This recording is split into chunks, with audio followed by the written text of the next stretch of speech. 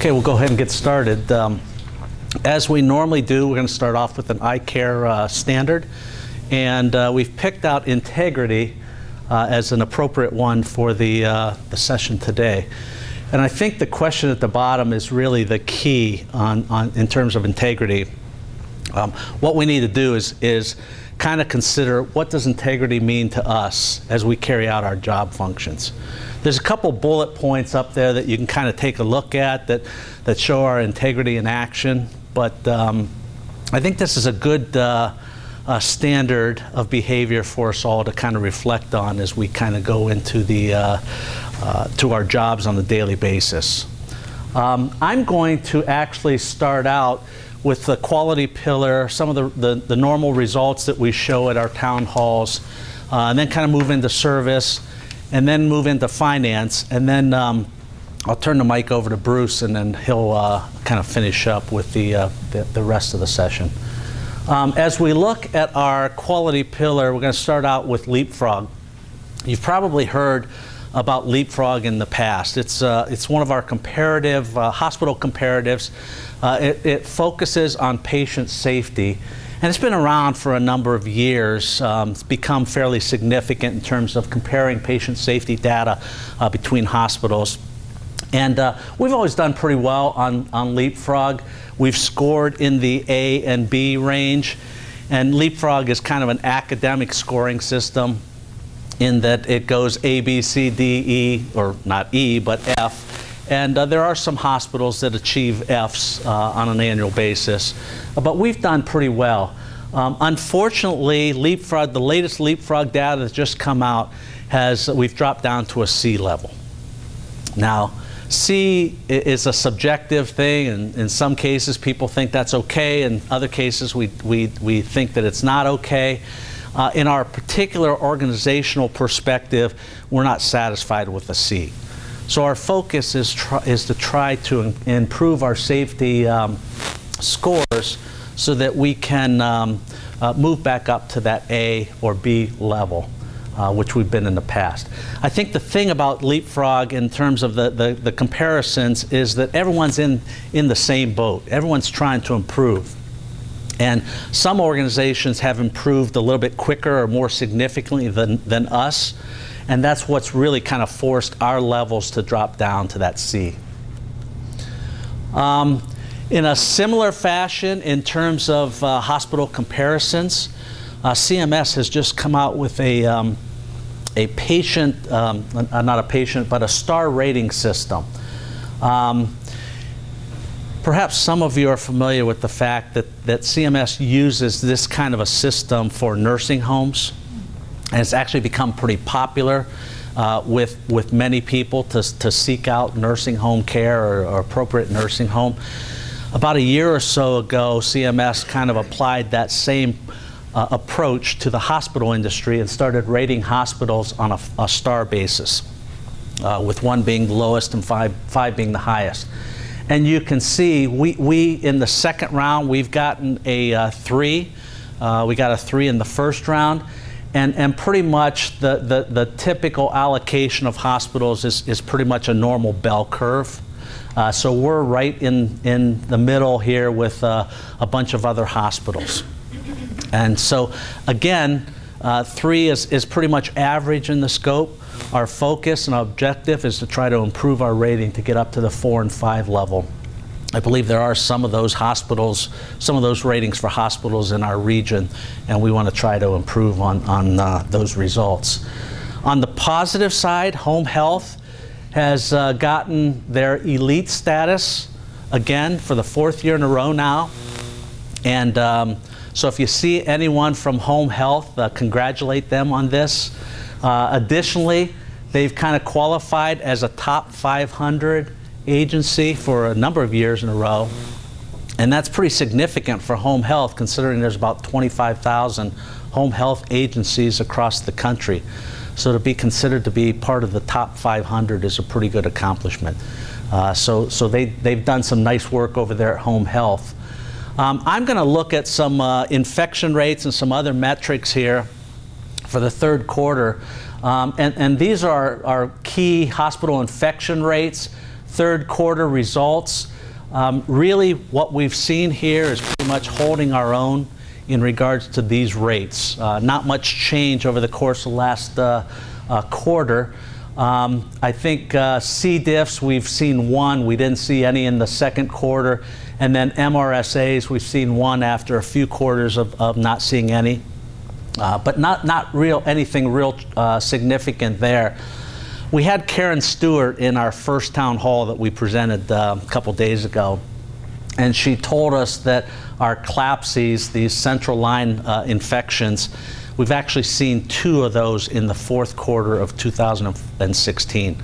So our results for this particular quarter aren't going to be as good, but at least on a third quarter basis, we've held our own in terms of the infection rates. In similar fashion, looking at our process measures, pretty much the same results. We've either stayed at or exceeded slightly most of our results. The only one that's real kind of significant or stands out is the time to transfer. We've increased by about a minute or so. But those process measures for the third quarter look pretty good. The one area that I think we do need to focus on organizationally or continue to focus on is our hand hygiene. Our target is 100%. And when you kind of equate that to logic, you want if you're a patient, every time someone comes in to do any work on you or treat you in any fashion, you want to know that they've cleansed their hands prior to touching you. Okay, so that's where we get the 100% from. We were doing okay for a number of quarters, and then the last couple quarters, 3 quarters actually, it seems like we've taken a little bit of a decrease there. So our objective is to try to get these results back up to close to the 100% mark. The way this is measured is that it's kind of an unidentified, unknown time frame when just an independent person comes in and measures this. So we have to be on guard all the time.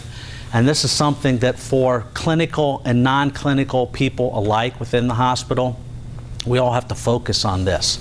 So if we're non-clinical and we're going into a patient area, patient room, we have to remember to cleanse our hands before seeing that patient or entering that area and cleanse them afterwards. And that's how we achieve 100%. So this is one of those areas that organizationally we need to do a better job on. And so hand hygiene is a kind of a focus. In similar fashion, we have kind of seen a move across the country. We're kind of applying it here at Union Hospital to healthier eating. Has a bearing on us as an organization because we feel that as we eat healthier, we stay healthier, and that obviously does translate to dollars and cents in terms of reducing our overall healthcare costs. So that becomes pretty significant. Now, the key thing here is we're not going to immediately eliminate all the popular foods that are out there, or soft drinks or anything like that. But we would like to begin or to continue the move to healthier menu selections, healthier vending machine selections, and so forth. And so some of this is dollar-based. Obviously, to move away from fried foods in the cafeteria to baked or grilled or something like that, we just don't have the equipment to do that. So we have to purchase some of the equipment. So as in 2017 and beyond, as the monies become available, we'll probably start to make some of those conversions. You'll see some changes in vending machines and so forth. And as I said, this is kind of a national phenomenon led by groups like OHA and some of the other groups that are shown here in regards to taking that action. As we look at our service pillar and our traditional focus areas are HCAHPS and Press Ganeys. First, looking at HCAHPS, I think the thing that sticks out for us for the third quarter as well as other quarters is that we have a lot of variability here. And in some cases, we're just not scoring the way that we need to score or the way that we want to score. Particularly as you look here, the key component in HCAHPS is whether we're rated or if we're given a 9 or 10 rating by our patients. And you can see for the third quarter, we're about the 40th percentile. What that means is that there's a lot of hospitals out there that have scored much better than us in terms of this particular category. As you look across the domains here, some of them are not too bad and a little bit more consistent. Communication with nurses dropped down. As we look at some of the other areas, one of the outliers that sticks out is communication regarding meds. And that's at about a little bit less than the 10th percentile. That's really pretty poor results. We need to do a better job on that. Now, in regards to communication with meds, sometimes that is a little bit subjective. We do the right things, we make the right communication, the patient just doesn't hear or understand what we're trying to tell them. But we need to focus on that to make sure that we're giving them appropriate instructions and they have appropriate understanding so that we can improve that score. As you look at our categories of service, again, same types of situations, inpatient, ED, and outpatient, a lot of variability there by quarter. And I think that variability is probably the #1 issue that we have with these types of scores, both HCAHPS and Ganey. What we need to do is begin the process of consistency of result. Think about that as the process. We can always move up, but what we need to do is move up and stay at that higher level. We shouldn't have these, we go down and then we go up and then we go down again. So that needs to be a real organizational focus for us. First care, ambulatory surgery, in terms of Ganeys, pretty much the same results. In many cases, we're below the 50th percentile on these. Now, as we look at some of the finances for the first 9 months of the year, it's kind of interesting. What we've actually built out is about $182 million during that 9-month period. What we actually collect on that $182 million is about $85 million. So we have a pretty significant reduction between what we bill and what we actually collect. But as we go to the next page here, you see where that becomes significant. This is the amount that we actually collect, and this is the amount that we spend in terms of providing our services. And what you can see is we have about a $1.1 million shortfall. So this year is proving to not be very financially successful, and we need to improve upon that financial result because that provides our financial sustainability into the future. We need to remain strong financially so that we continue to buy our capital, to provide our services, to pay our staff, and those types of things. We're not just resting on that. We are trying to improve upon our financials. Probably everyone in the room is familiar that we just had a financial improvement plan where we generated an improvement about $3.5 million. We did have some FTE reductions, and some of those were actually made, and they'll have future impact on us. But you've seen that. UPS has actually improved their financial results by about $1.3 million. But as we go forward into planning the 2017 budget and beyond, and Bruce is going to talk a little bit more about this in a second, but as we go forward, we really need to keep up that financial improvement. And the reason for that is that our industry is getting tougher and tougher to survive in financially, and it requires us to be much more efficient and effective with our financial performance. I'll stop there and turn over the mic to Bruce, and then he'll finish up. Okay, thanks, Gene.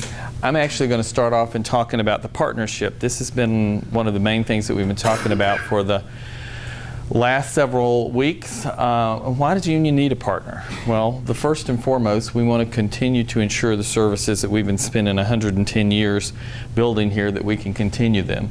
We need to find a partner that can help recruit gaps that we have. We have some physician needs that it's harder and harder to get a single person wanting to come, so you really need a partner who has a group that may put somebody in Dover. And of course, the financial impact. As Gene just showed you, we have some financial challenges. We need someone that can cover the debt and provide the capital. We've not been spending as much capital the last few years as we typically would like to do. And you've probably heard me talk about this, the revenue base that we get compared to the expense base. Our expenses typically go up every year 3 to 5%. When you figure out you get somewhere between 1-2% salary raises, 3-4-5% supply increases, and 10, often 20% increases in the drug charges, our aggregate number is somewhere 3-4% growth. Well, we get about a 1% increase in revenue. This year, for example, Medicare is passing a 0.95% revenue increase in, but then they have all these other things, the value-based purchasing and the pluses and minuses. Well, we actually end up next year with a minus 0.4%. So if we do the same book of business on Medicare that we did last year, we'll have 0.4% less revenue coming in on that. And the other guys are going to give us less than 1%, so it'll be a gap in there again. And that kind of moves to the last item up there, which is the population health models. You're kind of being forced into partnerships as you talk about how you do population health. For example, we wanted to do an ACO, but there's only 3,500 lives in Tuscarawas County eligible for a Medicare ACO. Well, you really can't do one with less than 10,000 lives by policy, and you really want more than that if you're going to take risk with it. So we ended up working with Altman, and we're going across 4 counties in an effort to do that. So you're sort of being forced into partnerships anyway. What we're not looking for is we're not looking for someone to take business out of Tuscarawas County. We want to stay a full-service acute care hospital. We don't want people just siphoning business to the north or someplace else. We want the organization to maintain its jobs. We're not looking for somebody that's going to say, okay, we're going to come in and we're going to take out half your jobs by moving them to a corporate office. So we are looking for those sort of things. What we're doing as far as a timeline is concerned, the board is actually getting ready to finish up the criteria phase of it. We've had the physicians meet a couple of times. The board members have met a couple of times. We meet on this following Monday night. And they will look at what they call the instructional letter, and that's what goes, I call it a request for proposal or RFP. That's what's going to go out and say, hey, if you're interested in being a partner with Union, you need to respond, and we're expecting those responses back by the middle of January. Then we will take a few weeks to answer some questions back and forth, like, did you mean this? Have you understand this? And narrow it down. And hopefully by summertime we will have gotten down to the finalist. Could be 2, but the finalist hopefully. And then you'll get through the process of saying what does a deal look like. I really kind of covered most of this. The only thing that's on this one that's a little bit different is Pondering Company is a company that does this. This is what they do for a living. And they are who we selected to help us and work through this. They're the people that are putting together the instructional letter that will go out and they will guide us through the process of trying to determine what needs to be in and what needs to be out. These are some of the data points. Now, if you'll notice, this is 9 months of data, and you'll notice this last year in the 2016 period, our numbers are up. A few years ago when numbers were up, I got really excited because numbers up meant we had more revenue. Doesn't necessarily mean that anymore. Just because we have more bodies or heads in the beds, we're not getting the revenue, because it could be a readmission that we don't get paid for. It could be somebody whose intensity of services is much higher than what the reimbursement is. So it's a little bit different. But so you can see those have gone up. If you prefer to look at it as an average daily census, the average daily census is back up to about 59. Now the one thing we do wonder about this is, because it's been a steady decline for 5, 6, 7 years now, does this mean that a lot of people who may have been putting off care because of the high deductible plans, that we've gotten to the bottom of that and we're beginning to stabilize with that? ED and outpatient, these numbers look pretty flat, or the graphs do, but if you look at the numbers over here, again, this is 9 months worth of data, you can see those are some pretty significant increases. You know, you got 10,000 or 5,000 increases, depending on what year you're looking at, 10,000 between 13 and 16 in outpatient work, a couple of thousand in the ED. So this is really our future. This is where our business is going on that outpatient side of things. We know that. Surgeries and deliveries are pretty flat. Again, the surgeries making a little bit of a comeback. in this last year, and that's because we have had a couple of surgeons join us. The people pillar, this is always one of my favorite parts of the year, is when we recognize the people who've stayed here for a long time, because sometimes you don't recognize they're really that old. But these are the people who showed up for pictures for the 20 years of service. These are the people who didn't show up for the picture for the 20 years of service. So we do have several people that came for 20 years. These are the folks for 25 years, and again on this one I have both the picture of the ones who showed up and the rest of the folks. We did have 30 years. We did have, I think, 134 people with a little over 2,000 years of service that we recognized. 134, 143, one of those numbers. Then 35 years, John was the only person that showed up for this one, for the picture, so he got his by himself. Joe, I did ask him, was there such a thing as a CT when he came? I didn't, John, ask if there were computers, but I did ask Joe if there was a CT at the time, and he said no, it was just coming into existence. He actually started out as a rad tech. And then of course Glenn and Paul have been here for 45 years. Glenn did retire earlier in the year. Paul is still here working. So that's always kind of fun. Now on the front of your sheet there is talking about when the benefit meetings are coming up. A couple of things on the benefits, not a lot of changes. The one big change is if you have a spousal surcharge. It was $100 a month this past year. They increased it to $200. I blame Gene for that because he knows my wife's on the insurance. So it was his way of getting some more money out of me. There is a form that you have to fill out. Even if your spouse was on the system last year, you have to fill out the form again for this year.